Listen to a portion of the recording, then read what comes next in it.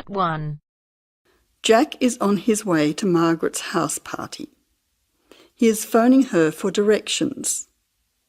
First, you will have some time to look at questions 1 to 5.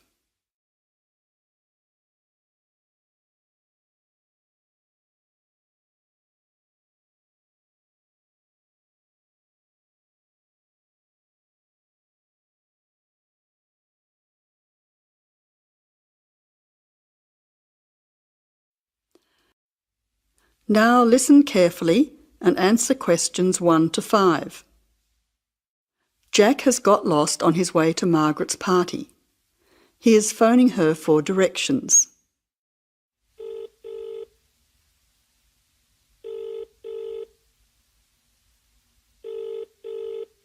Hello, is that Margaret? Yes, who's speaking? Margaret, it's Jack. I think I'm lost. I can't see a signpost and... Jack, so where are you now? Well, I'm a bit confused about the directions, but I'm at a T-junction. What can you see around you? I can see a pub on the corner. Can you see the name of the pub? Wait a minute, let me see. It's hard to see in the dark. Yes, I can read it now. It's called the Lion's Head. Oh, the Lion's Head. Okay, well then you're not too far away. Go straight ahead through the traffic lights to the next T-junction. Sorry, I didn't hear you. What did you say? I said just go through to the next T-junction. Okay. Now what? Well, there's a park in front of you and a large 2-storey building on the corner. Yes, I can see them. Okay, so now turn left. Hang on, you're coming up the street, so you'll have to turn right. Okay, got it. What's the name of your street? It's Wesley Street, Wesley, number 70. We're the 5th house on the left. You should see a red letterbox and some bushes in front of the house. Okay, 5th house, number 70. I should be there soon. Am I late for the party? It sounds like things are happening there. No, it's only just started. That's good. I should be there in the next 10 minutes. See you soon. Jack hangs up and walks on. 7 minutes later, he calls Margaret again, as he still can't find the house. You now have some time to look at questions 6 to 10.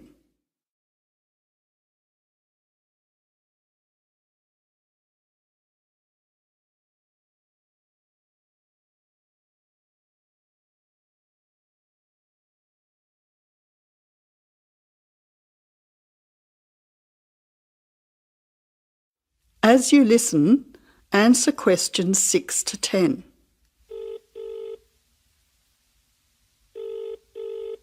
Who's speaking? Hi, Margaret. It's Jack again. Sorry to bother you.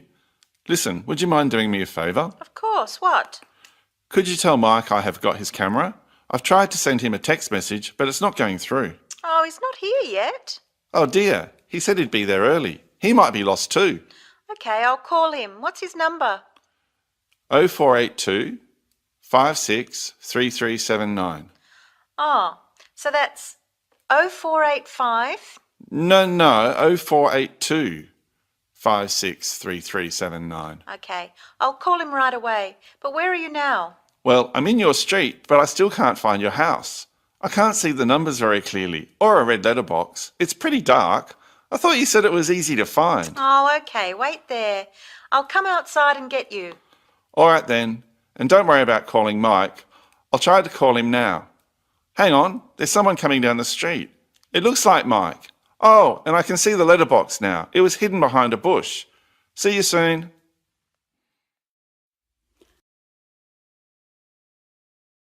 That is the end of part 1.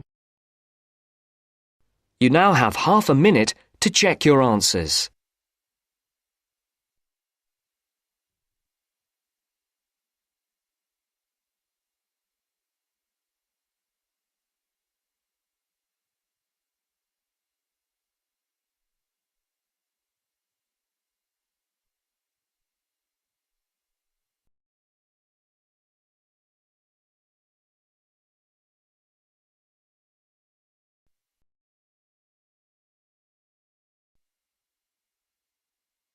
Now turns to part 2.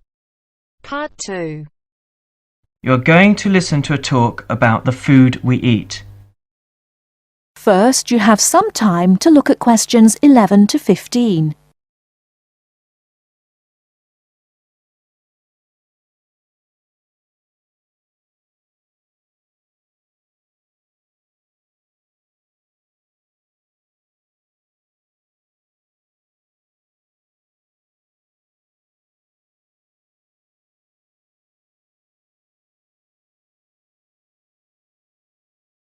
Now, listen carefully and answer questions 11 to 15.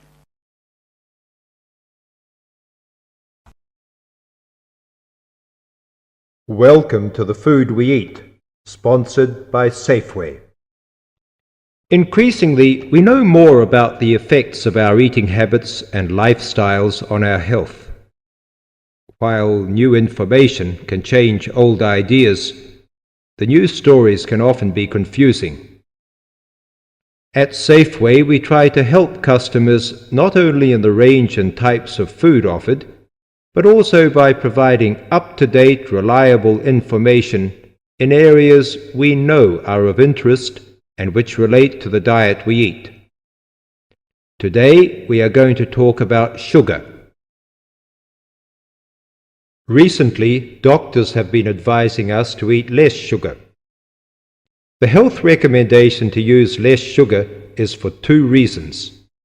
Firstly, for the sake of our teeth, since the amount and frequency of sugar consumption links to decay. Secondly, as sugar is a good source of calories, it can easily be a problem if we tend to be overweight. The dental risk is because bacteria which occur naturally in our mouth feed on carbohydrates, sugar and starch, to form plaque and acid. Plaque is a sticky coating that prevents the bacteria being removed by saliva. The acid attacks the tooth itself. This takes time, however, so the trick is to avoid sticky foods like sweets, which stay around in crevices feeding the bacteria. Before you hear the rest of the talk, you have some time to look at questions 16 to 20.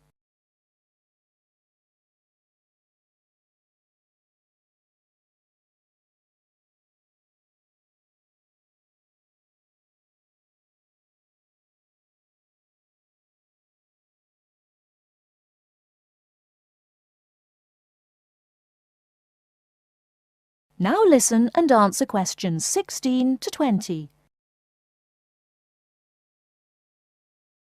Regular brushing, preferably with a fluoride toothpaste, helps remove particles and resist acid. The worst thing you can do is nibble sweet things between meals. It puts your teeth under constant attack. A sweet tooth develops gradually, and you might be surprised at how you can steadily unlearn the taste, taking in fewer calories and saving your teeth. Here's some ways. A. Gradually cut down the sugar in tea and coffee till you can stop altogether or switch to sweeteners. B. Choose snacks with a lower sugar content.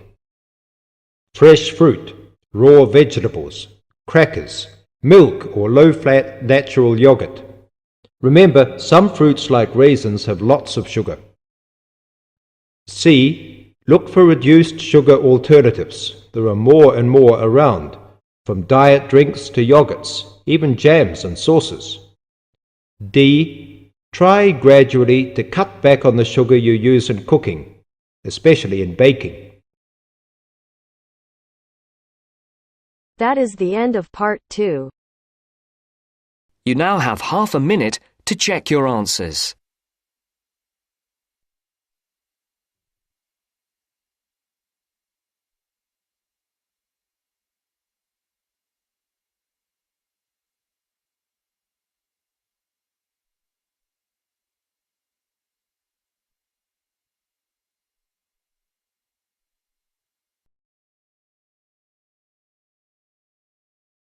Hear a conversation between a research student, Jeremy, and his supervisor. They are talking about the process of having a research project published in a journal. First, You have some time to look at questions 21 to 25.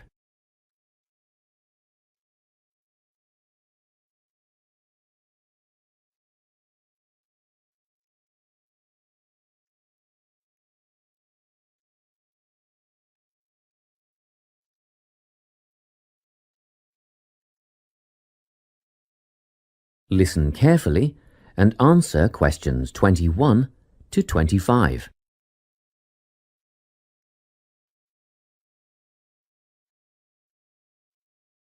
So, you're nearly ready to submit your article to an academic journal, are you? Yes, I think so. I just wanted to go over all the things I need to do before I submit it. And then I wanted to go over the submission process with you. Great. So, firstly, you need to write an abstract. Make sure it's short and concise. Of course. I forgot all about that. And what about key words? Yes, a lot of students overlook this part and just jot down whatever comes to mind. But take some time to make a list of keywords that are accurate and relevant. Okay. Another thing. Could you have a look at my article before I submit it? Absolutely. Actually, at least 2 senior staff members should always read through a final draft before submission. Do you mind if I give it to Professor Johnson to have a look at as well? Not at all. I'd be glad to have the feedback. Do you know which journal you want to submit to yet? Not yet. I have a short list of about 3 that I'm interested in. Make that decision soon, because you'll need to adjust your article so that it matches the style guide of the journal you are submitting to. I bet that can take a while. Yes, but after that you are just about ready to submit. One more thing, you'll have to sign the copyright form, just confirming that it's your own work, and then you're good to go. Before you hear the rest of the conversation, you have some time to look at questions 26 to 30.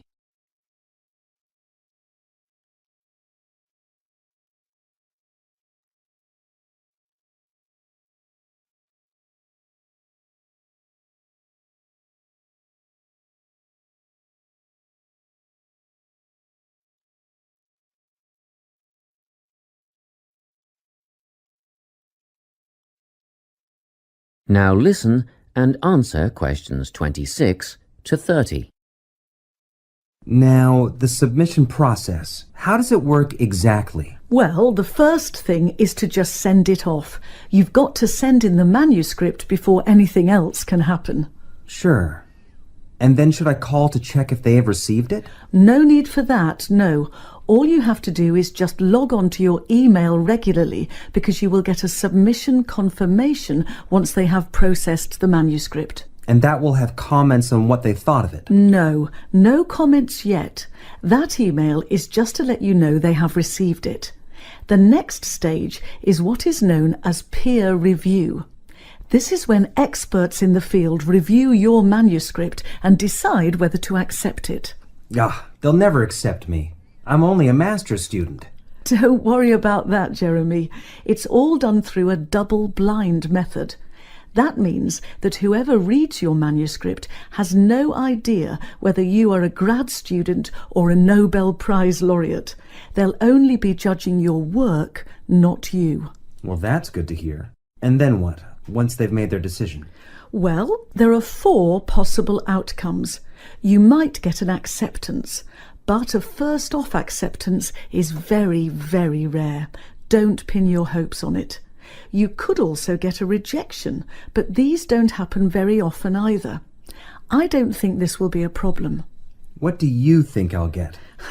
If you're very lucky, you'll get a conditional acceptance.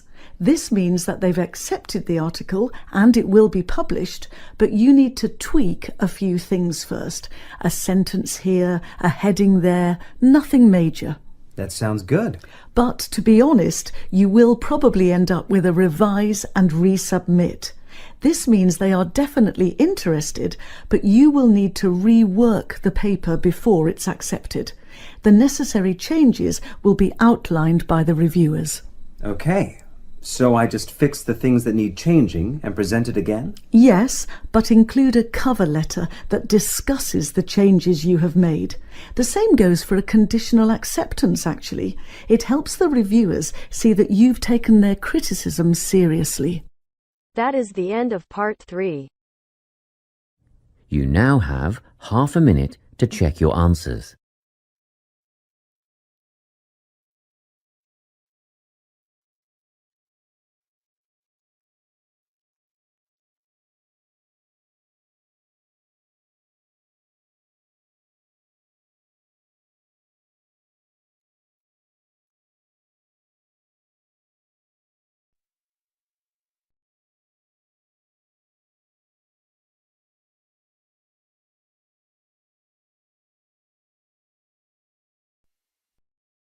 Now turns to part 4. Part 4.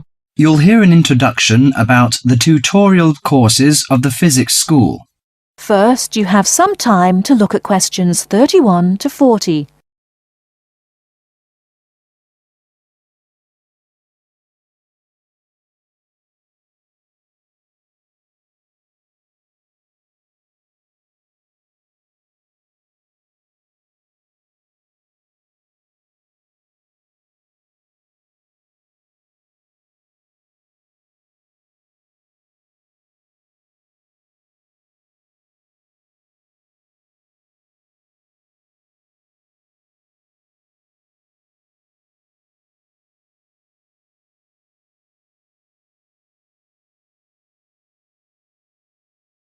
Now listen carefully and answer questions 31 to 40.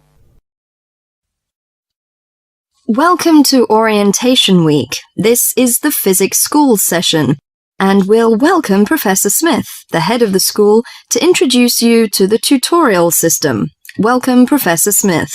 Thank you. You may have noticed life at university is totally different from that of school.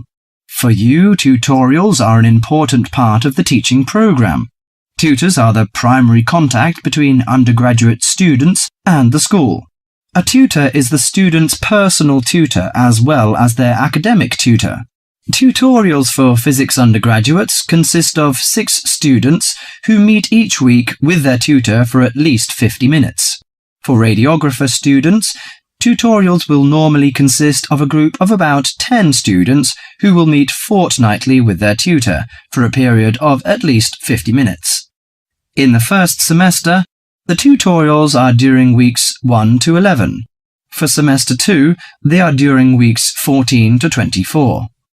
Everybody involved is expected to be present and on time, and the tutor will also be available in week 12 and 25 to discuss problems that arise during revision, but attendance by students is optional.